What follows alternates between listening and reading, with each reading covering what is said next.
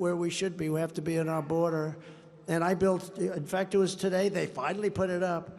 I built 571 miles of wall. That's a lot. That's much more than I said I was going to build.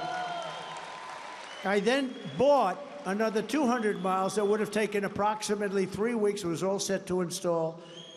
And we had the rigged election, and the other side took over, and they sold that 200 miles of stuff for like 5 cents on the, think of it, 5 cents on the dollar. They sold it.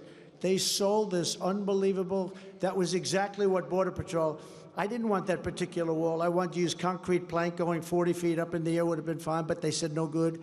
Concrete's not strong. They needed a hardened steel, then they needed concrete inside, they needed rebar. It's very complicated stuff, but they needed the panel. It's called an anti-climb panel. I said, I don't like the way it looks. They say, the difference is they can climb over it without it. With it, you can't climb. We had Mount Everest climbers, and we had a lot of drug dealers, frankly.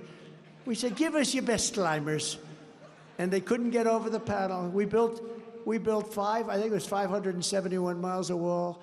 We had another 200 miles to go. Would have been up in 3 weeks. And these guys said, we don't want to do that. We want to have open borders. And I never believed they did, because who the hell wants open borders? Who would want it? Who would want it?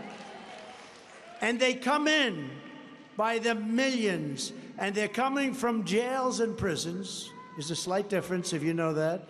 And they're coming from mental institutions and insane asylums.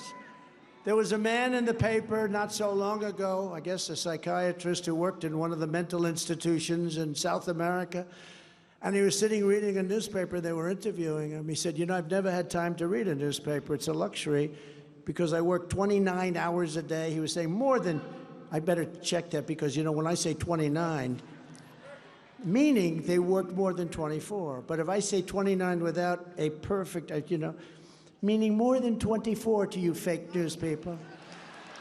They work 29 hours a day. They'll say, he thought that a day has 29 hours in it. Oh, they are so bad. They're a big part of the problem of our country, by the way, I gotta say.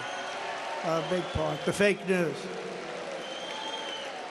But he said, I work 29 hours a day. I work all the time. That's all I ever did. But now I don't have to work very much, because almost everybody in this a mental institution, almost everybody in our institution, you could see he loved it, actually, loved what he did. But he said, I have nothing to do, because they've all been brought to America. They've all been brought to the United States. These are mental patients. These are some very sick people, too, very, very sick, dangerous people.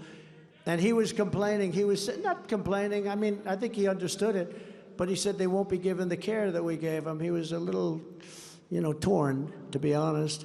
But he said they're very dangerous people. But they've all been brought to America. And if I were one of the guys in South America, or all over the world, by the way, this is not just South America. They're coming in from the Congo.